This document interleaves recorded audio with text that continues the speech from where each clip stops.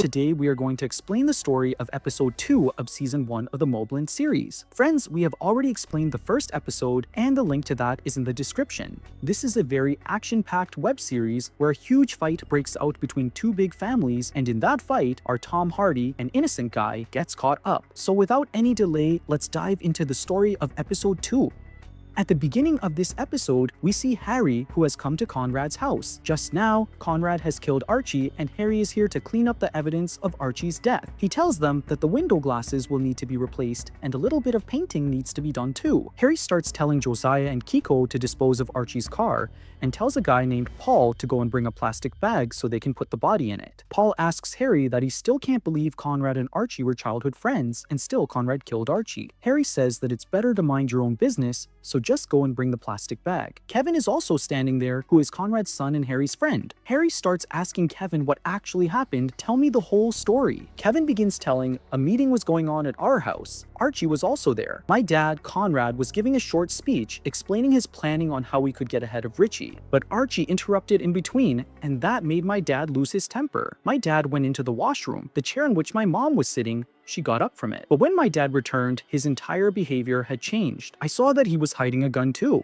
My father kissed Archie's hands and then shot him. We couldn't believe that my father did all this. We see Conrad, who is with his wife Maeve. Conrad tells his wife that he can't sleep because he killed his friend. Maeve says, do you see a friend in him or a traitor? Because I saw a traitor in him, so stop thinking about it and get some sleep. And this is how our episode 2 begins. Harry finishes his work and reaches home. He eats food at home and starts thinking about his childhood friend Kevin. When Kevin got hurt while playing, it was Harry who healed him. But back then, Harry didn't know that Kevin's father was a very rich man named Conrad. From that day, Harry and Kevin became friends. After eating, Harry goes to sleep. His wife is also there, and we already know that there's some bitterness in their relationship, but just then, police arrive at the house. Harry's daughter Gina gets scared, but Harry tells everyone not to be afraid. Among the police is an officer named Fisk. He even says love you to Harry's daughter, but she ignores him. Harry is arrested and taken to jail. The next day, we see Kevin, who is going so mad here, but then notices that Richie is following his car. Richie approaches Kevin and says, I gave Harry time and that time is now over. I want my son Tommy. Kevin says, we don't have your son. If you gave Harry time, then go to Harry. Why are you coming to me? Richie gives a warning again. If my son doesn't return home, this will turn into a huge war. After making many threats, he leaves. Kevin gets scared that Richie might do something to his son Eddie. So he calls his wife Bella and tells her, quickly shift Eddie to another house. I'm sending Josiah and Kiko. We see Harry being brought to jail. Officer Fisk starts interrogating him and asks when was the last time he saw Archie. Harry says, what do I have to do with this? I saw Archie a long time ago. The officer says, he's been missing since last night and we suspect you. That's why you've been arrested. But Harry says, I had nothing to do with this. Fisk says, I know you work for the Harringtons, but their business is slowly collapsing, and when it does, a lot of normal people like you will die. So leave them in time. Save yourself and your family. They're big people. Nothing will happen to them. Harry replies, all right, I'll definitely think about it. Fisk again asks about Archie, but Harry says, my lawyer must be on the way. I won't give any statement without her. Just then, a lawyer named O'Hara arrives, scolds Fisk, and says, how dare you arrest Harry from his home? He's my client. Never touch him again, and she takes Harry away. Harry gets a call from Kevin, who tells him that he met Richie and is sending Richie to another house. You come there too, Kevin says. Harry talks to O'Hara and says, I don't understand what's going on in this family. O'Hara replies, we'll never be able to understand their plans. Archie was truly innocent. He shouldn't have died. I'm very suspicious of Maeve. Just then, Harry gets a call from his wife Jane. She says, where are you? We had a therapy session and still you didn't come. What's the point of me yelling at you now? And hangs up. We see Kiko and Josiah taking Eddie in their car to another house. Eddie doesn't understand why there is so much security around him. We also see Kevin's wife Bella. She comes to meet her father. She says, I'm meeting you after 2 years, but I want to talk. I want you to meet my associate. I want to make a deal with you. You'll earn more money than you ever imagined, but her father clearly refuses. Bella tries to convince her father again and again. He says, I don't have time, but one of my men will meet you soon. Kiko and Josiah are still taking Eddie, but then they notice a car and a man on a bike following them. Josiah says they need to confront them and stops the car. They point their guns at the other people who turn out to be Richie's men here for Eddie, but they also had guns, so Josiah had to speed away. Richie's men start shooting at their car. Josiah is an expert driver. She zigzags and drives at full speed, shoots one of Richie's men, and escapes. They finally reach the place where Eddie was to be dropped. Conrad is there too. He's happy to see his grandson Eddie. Maeve also meets her grandson. Just then, we see Harry arriving with lawyer O'Hara. He first speaks to Conrad and says he wants to talk alone about Archie. Conrad takes him aside and Harry tells him, "I don't think Archie was guilty or trying to betray you. Maybe he had something else in mind." Conrad says, "Maybe you're lying. Maeve told me Archie was a liar. He had a partnership with Richie. That's why he kept interrupting me." Harry says, "Maybe he had some other compulsion. He was your friend. He wouldn't do that to you." He also tells him, "Officer Fisk arrested me and was asking about Archie. Maybe he knows everything about last night or someone told him." Conrad replies, "Talk to Eddie and resolve this Tommy matter. And if you say Archie was truly innocent, then bring me proof." So Harry gets to work. He goes to Eddie. Eddie says, "Don't come into my room without telling me." Harry says, "Sit down quietly. I need to talk. Do you know where Tommy is?" Eddie says he doesn't know anything. Harry asks, "You were in the club that night.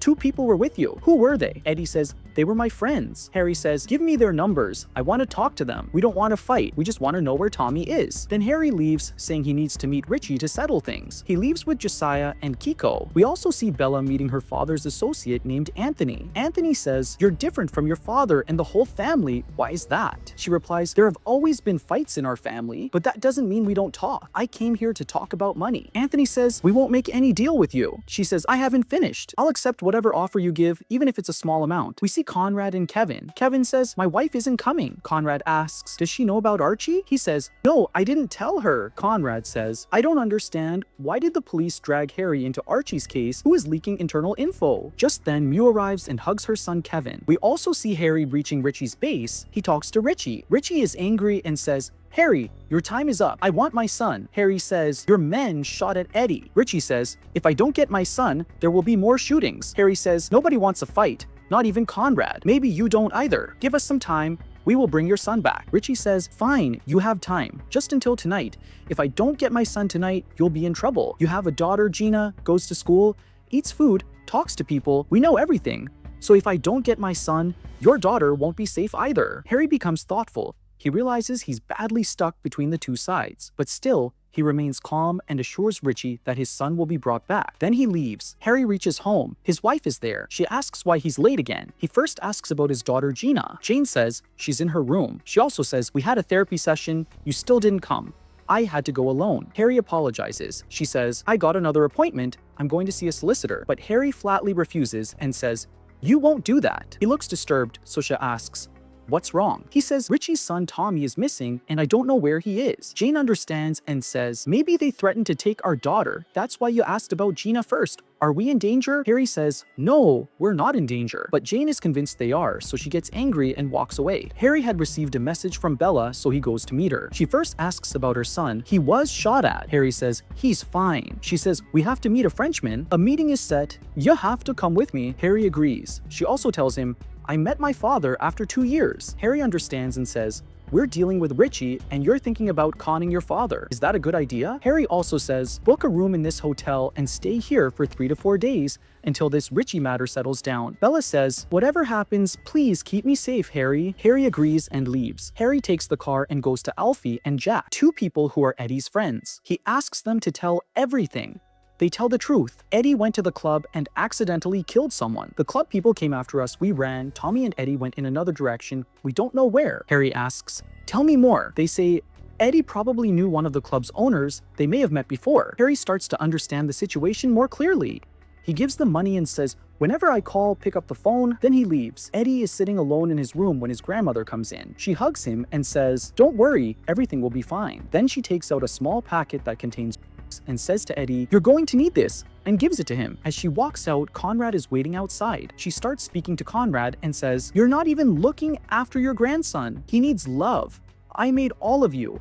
And the real Harrington is inside Eddie, which is why keeping him safe is very important. Meanwhile, we see Harry arriving at a club with Josiah and Kiko, the same club Eddie went to earlier. At the entrance, he shows a gun to the bouncers and forces his way inside. He ties the 2 bouncers up and throws their walkie-talkies into a danger box. Then he heads straight to the bartender. Harry smashes the bartender's head on the table. Kiko fires a gunshot into the air, scaring everyone. Harry continues to brutally beat the bartender, even hitting him on the head with an empty glass bottle, severely injuring him. He then demands, "Tell me where Tommy is!" The bartender points to another direction, so Harry drags him there. The bartender opens a door, revealing a small chest behind it. When Harry opens the chest, he is shocked at what he sees. Harry asks the bartender, Did you do this alone? The bartender nods yes. Kiko sees it too, and it's revealed that Tommy's dismembered body parts are inside the chest. This discovery means Harry's problems are about to get worse because now he knows his family is no longer safe. And with this intense suspense, the episode ends. We hope you enjoyed our explanation, friends. We'll be back soon with an explanation of another episode, so don't forget to subscribe to the channel. Until then, stay happy and take care.